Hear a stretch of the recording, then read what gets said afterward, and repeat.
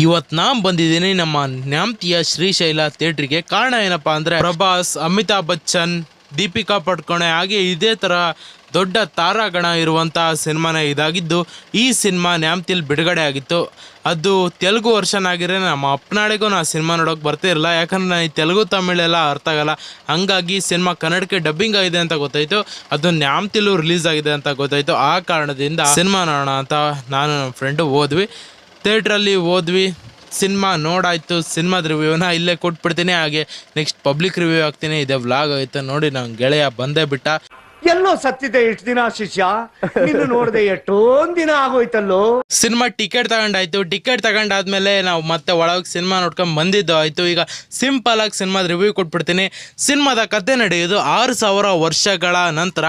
ಸಿನಿಮಾದ ಕತೆನ ಚೆನ್ನಾಗಿ ಬರ್ಕೊಂಡಿದ್ದಾರೆ. ಅಂದರೆ ಸ್ಟಾರ್ಟಲ್ಲೇ ಸ್ವಲ್ಪ ಯಾಮಾರಿದ್ದಾರೆ. ಅಂದರೆ ಫಸ್ಟ್ ಹಾಫ್ ಅಷ್ಟಷ್ಟು ಎಂಟರ್ಟೈನ್ಮೆಂಟ್ ಮಾಡಲ್ಲ. ಅದಾದ್ಮೇಲೆ ಸೆಕೆಂಡ್ ಹಾಫ್ ಏನೋ ಚೆನ್ನಾಗಿದೆ ಗುರು. ಸಿನಿಮಾ ಚೆನ್ನಾಗಿಲ್ಲ ಹಂಗೆ ಹಿಂಗೆ ಅನ್ಕೋಬಿಡಿ. ಸೆಕೆಂಡ್ ಹಾಫ್ ನೋಡಿ ನಿಮಗೆ ಸಿನಿಮಾ ಹೇಗಿದೆ ಅಂತ ಅರ್ಥ ಆಗುತ್ತೆ. ಹಾಗೆ ಸಿನಿಮಾ ನಿಮಗೆ ಅಲ್ಲಲ್ಲೇ ಎಂಟರ್ಟೈನ್ಮೆಂಟ್ ಕಮ್ಮಿ ಆಗ್ತಾ ಇರುತ್ತೆ, ಬರೀ ಎಂಟರ್ಟೈನ್ಮೆಂಟೇ ಇರುತ್ತೆ.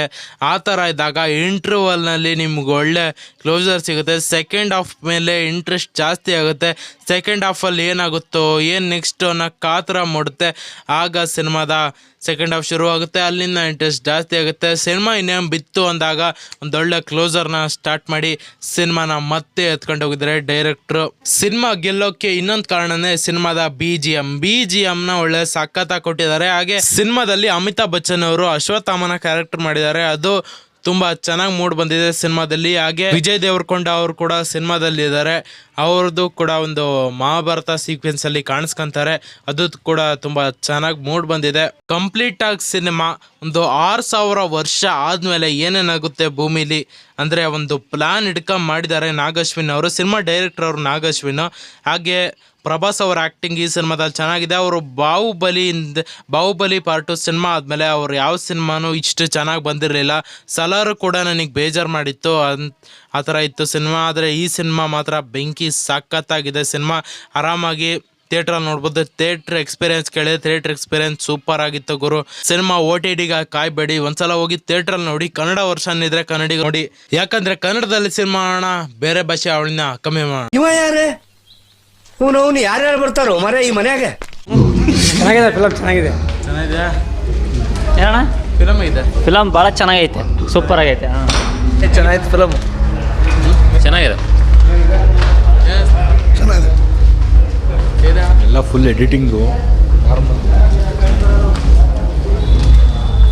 ಹೇಗಿದೆ ಅಣ್ಣ ಫಿಲಮ್? ಚೆನ್ನಾಗೈತೆ, ನೋಡ್ಬೋದಾ? ಚೆನ್ನಾಗೈತೆ, ಚೆನ್ನಾಗಿದೆ,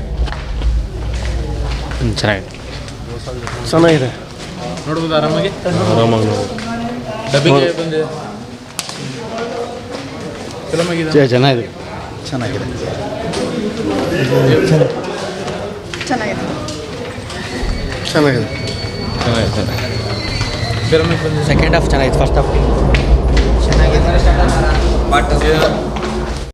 ಹೇಗಿದೆ ಅಣ್ಣ ಫಿಲಮ್? ಫಿಲಮ್ ಆಗಿದೆ, ಸೂಪರ್ ಆಗಿದೆ. ಓಕೆ, ಇದು ನನ್ನ ಸಿಂಪಲ್ ಕನ್ನಡಿಗನ ಸಿಂಪಲ್ ರಿವ್ಯೂ ಹಾಗೆ ವ್ಲಾಗ್ ಪಬ್ಲಿಕ್ ರಿವ್ಯೂ ಎಲ್ಲ ಆಗಿತ್ತು ಅಂತ ಹೇಳ್ತಾ ಇಲ್ಲಿಗೆ ವಿಡಿಯೋನ ಮುಗಿಸ್ತೀನಿ. ನೀವು ಇದನ್ನು ಯೂಟ್ಯೂಬಲ್ಲಿ ನೋಡ್ತಾ ಇದ್ದರೆ ಒಂದು ಲೈಕ್ ಕೊಟ್ಟು ಸಬ್ಸ್ಕ್ರೈಬ್ ಆಗಿ, ಯಾಕಂದರೆ ಫ್ರೀ ಇದೆ. ನೀವು ಇದನ್ನು ಇನ್ಸ್ಟಾಗ್ರಾಮಲ್ಲಿ ನೋಡ್ತಾ ಇದ್ದರೆ ಒಂದು ಫಾಲೋ ಮೇಲೆ ಕ್ಲಿಕ್ ಮಾಡಿ, ಯಾಕಂದರೆ ಅದು ಕೂಡ ಫ್ರೀ ಇದೆ. ಓಕೆ, ಈ ವಿಡಿಯೋನ ಇಲ್ಲಿಗೆ ಮುಗಿಸ್ತೀನಿ. ಎಲ್ರಿಗೂ ಒಳ್ಳೆಯದಾಗಲಿ. ಜೈ ಹಿಂದ್, ಜೈ ಕರ್ನಾಟಕ ಮಾತೆ. ಒಳ್ಳೆಯದಾಗಲಿ. ಜೈ ಹಿಂದ್, ಜೈ ಕರ್ನಾಟಕ.